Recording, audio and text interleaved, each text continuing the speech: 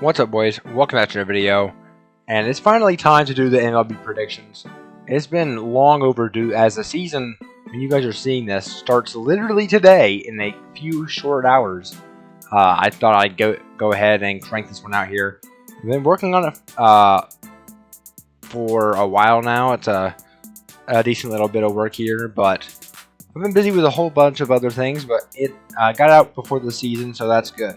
Let's get right into it. We're going to be doing the rankings in every division and how I think they'll finish in the standings in each division, as well as MVP voting, Rookie of the Year, and Cy Young. And, of course, the playoff predictions as well at the very end. So let's get right into it.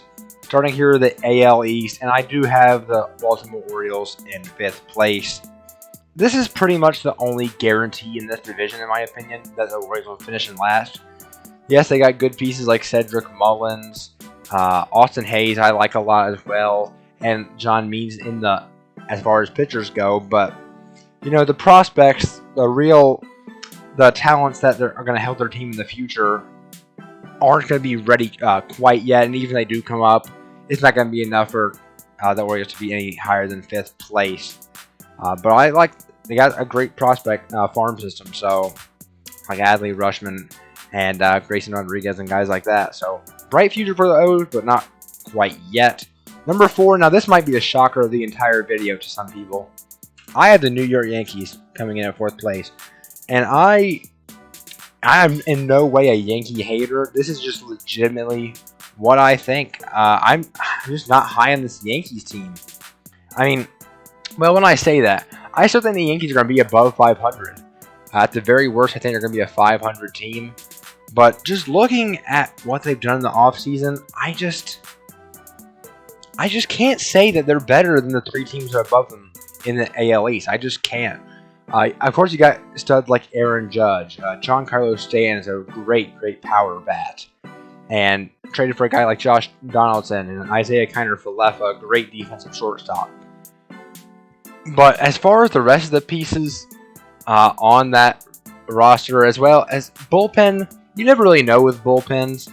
Their bullpen could be good, it could be bad. Bullpens are kind of the most volatile position group, I guess, in baseball.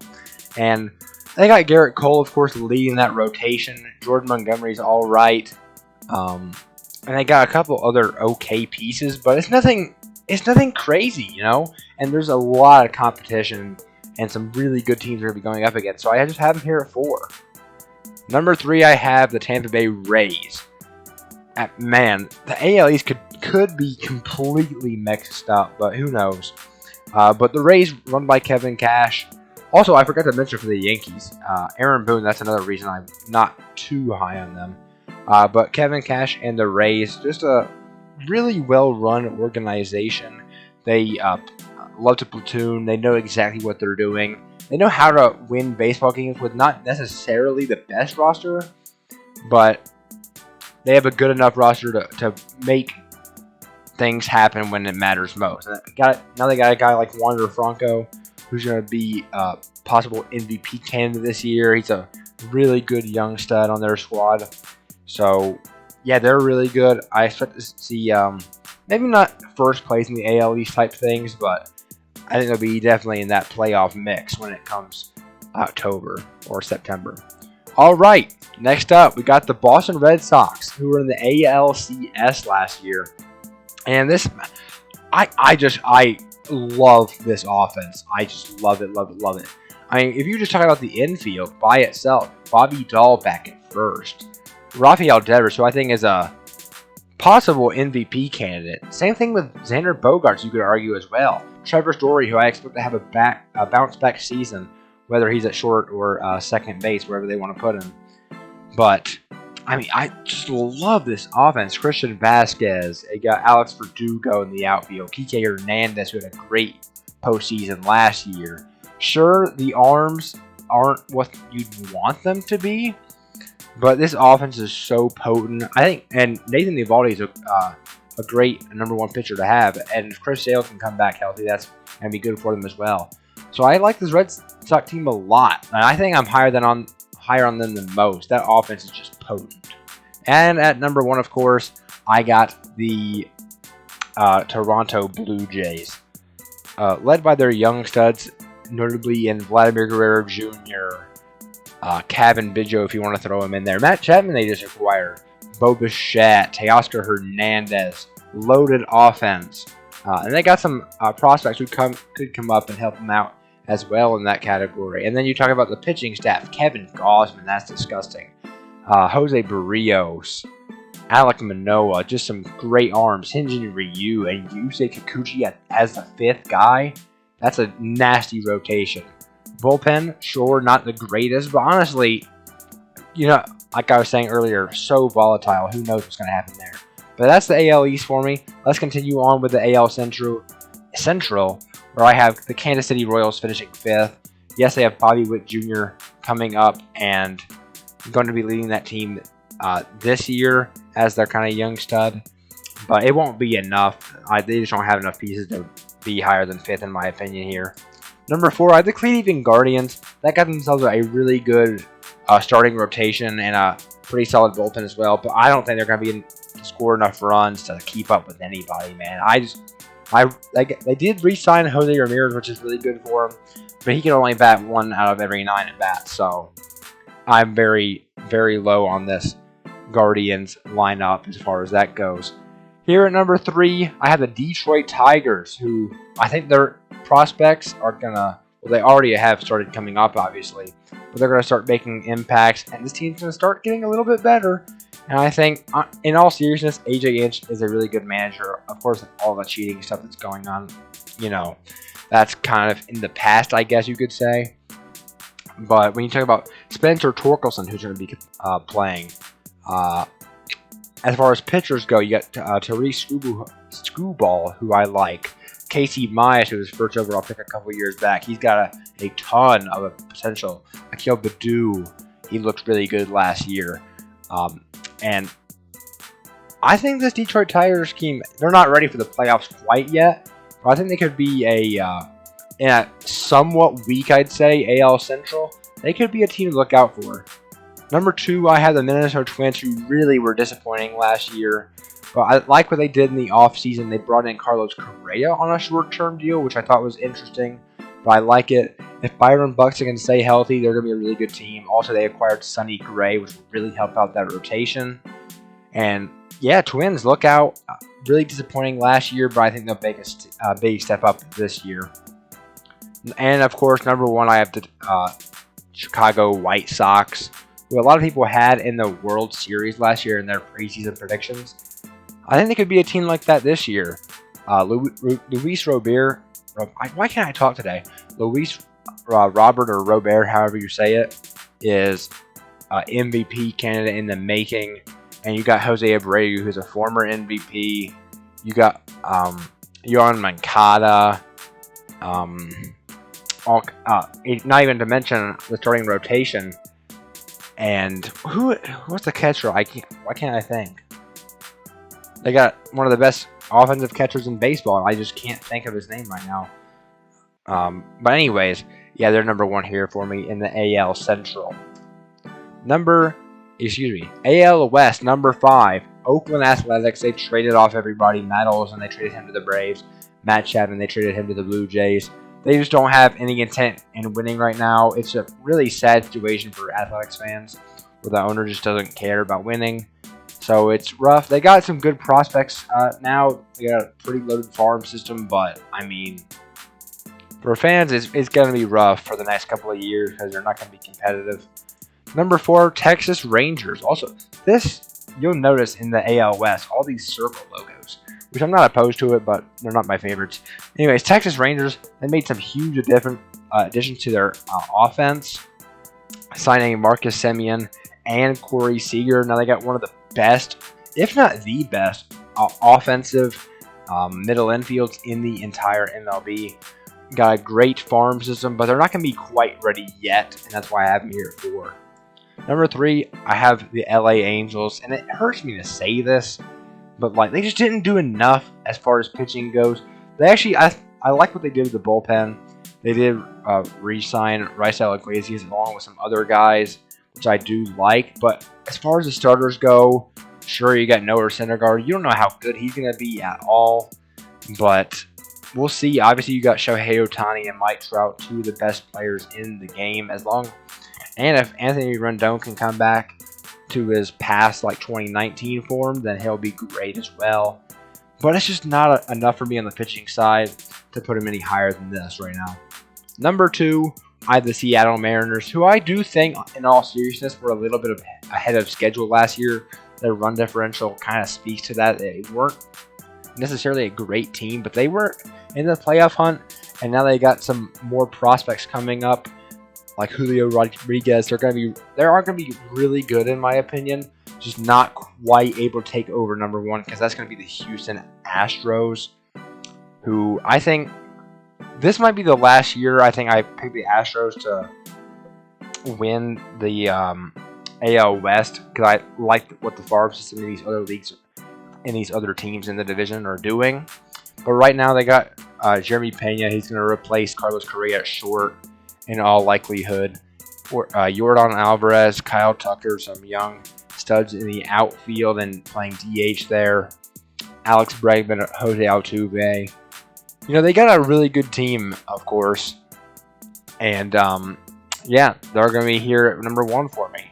Moving on to the NL, starting in the NL East, Washington Nationals at 5. It's kind of similar to how the AL East was, where the bottom team is kind of, in my opinion, almost 100% solidified.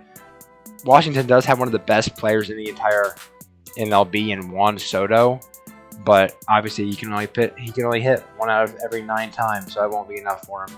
Number 4, I'm going to go with the Miami Marlins, and I think this Miami Marlins team is better than a 4th place team, but it's just unfortunate because the rest of the division is just so stacked. I like their young rotation. Bullpen's not great, but they're finally starting to get some bats in there as well. And signing a guy like Jorge Soler can really help them as well. Number 3, I'm going to go with the Philadelphia Phillies. Their 1 through 6 in their lineup is absolutely stacked. It's scary to look at. And, of course, you got Zach Wheeler, Aaron Nola in that pitching staff that are really, really good as well. Bullpen could be good, could be atrocious. Never really know. But, yeah, this Phillies team definitely going to be looking for a playoff spot this year. At number 2, I have the New York Mets. If they didn't lose Jacob deGrom, they'd be closer to the number 1 team in this division. But without him, of course, they still have Max Scherzer and a pretty good offense. But it won't be enough to surpass him in the first place, of course, regarding other entries and stuff. But that first place team is my Atlanta Braves, the reigning World Series champions. They'll be without Ronald Acuna for about a month, it seems like. Mike Soroka maybe for half the year. They'll maybe get him back. But this doesn't really matter. This team is still stacked basically from top to bottom. Excuse me, my goodness. Basically stacked from top to bottom. I'm really looking forward to this year. Maybe we can repeat. We'll see. NL Central, Pirates in 5th. Not much to talk about here. Their farm system isn't ready to perform yet. Number 4, the Cincinnati Reds. Kind of similar to the Athletics. They're selling off some pieces. I mean, I don't think they're as bad as the Athletics, obviously. But they're selling off pieces. Still got last year's Rookie of the Year on their team in... Why can't I think? He's got long hair, went to Florida, plays second base. Jonathan India. I don't know why am I blanking on names right now. But yeah, they'll be okay. They'll definitely be a below average team. Number 3, we have the Chicago Cubs, who signed Seiya Suzuki, who could be interesting. I don't really know what to expect from Seiya Suzuki, but they got themselves a pretty good bullpen in Chicago. They really invested in that in the offseason. So I think they'll be middle of the pack in a week in NL Central. Second place, I'm going to go with the St. Louis Cardinals, who have a really good young offense. Tyler O'Neill looked like a stud last year. Starting pitching is worrying, but if they're in the playoff hunt, they'll probably trade for some starting pitching to help them in that scenario. So I think they'll finish there in second. And first, that does leave the Milwaukee Brewers, who have an absolute stud rotation. Corbin Burns, Brandon Woodruff, Freddie Peralta. That is just disgusting. 1, 2, 3 right there. Great bullpen led by Devin Williams and Josh Hader. It's just the rotation. The lineup isn't quite what I think it should be for a quote-unquote contending team. of course, Willie Adames is starting to figure things out. Christian Yelich, if he can get back to his old ways, not necessarily have to be his MVP ways, but if he can just get back to being a legit good hitter, then that'll help out the Brewers a lot going forward. NL West, I have the Arizona Diamondbacks being that 5th place team. They got a pretty loaded farm system, but they're not ready quite yet. I like Zach Gallen a lot if he can have a bounce back season, but it won't be enough. Number 4, I have the Colorado Rockies, who signed Chris Bryant. They let go of Trevor Story, which is an interesting situation. But I'm not gonna lie, it does make their team better, but it's kind of like it didn't make total sense with some of the other moves they made. Number 3, I have the San Diego Padres, who I kind of am low on this year. They're going to be without Tatis for a while. I'm not exactly sure how long. They still have Manny Machado and some other good offensive pieces, but rotation wasn't as good as it's supposed to be last year. But they do have some really good options like Joe Musgrove, Yu Darvish, Blake Snell. But they shouldn't perform to their usual ability. So I don't know what to expect from San Diego. I could see them finishing in 4th, honestly, but we'll see how it goes. 2nd place, we have the San Francisco Giants, who just had all their older players on their roster last year. Just had an absolute resurgence, and now they finished 1st place last year. I think they'll finish 2nd this year because the team in 1st is just too loaded. And that team is, of course, the LA Dodgers. Brought in Freddie Freeman, got an absolute incredible lineup. That they're definitely probably the number 1 lineup in baseball, with probably the Braves at full health being a close 2nd, if I had to say. And good rotation, good bullpen. It's just one of the best teams in baseball, so they're going to be here at 1st. As far as the MVP and awards go, we're going to start here with AL MVP, and I got Vladimir Guerrero Jr. I was honestly debating giving him the award last year, but what Shohei Ohtani did was just special, so I knew he wouldn't win it. But he is a special hitter. If he can replicate what he did last year, he very well wins this award on maybe one of the best teams in the entire American League and MLB as a whole.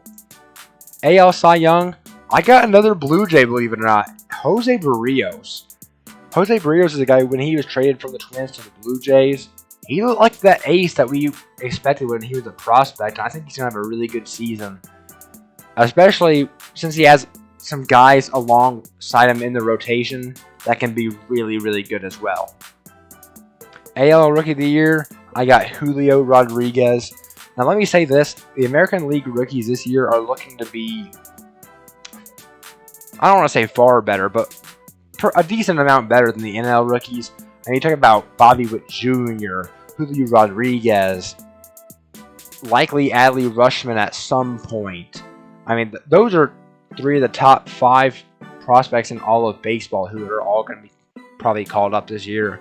So I think he can win that award there. NL MVP, I'm going to go Juan Soto. His team is going to be bad, but I feel like when you're voting for awards in the MLB, you can't factor in team performance, I should say, because, I mean, Juan Soto, all he can do is bat once out of every 9 at bats, and if the voters treat it like that, he's just maybe the best pure hitter in all of baseball. He's incredible to watch, so I think he's going to win MVP this year. NL Cy Young, I'm going to go with Corbin Burns going back-to-back and winning the award. Got nasty, nasty stuff, and also has a good rotation behind him. So, yes, filthy stuff. And now, Rookie of the Year, this is probably my least confident pick. I'm going to go Seiya Suzuki, just because I really don't know.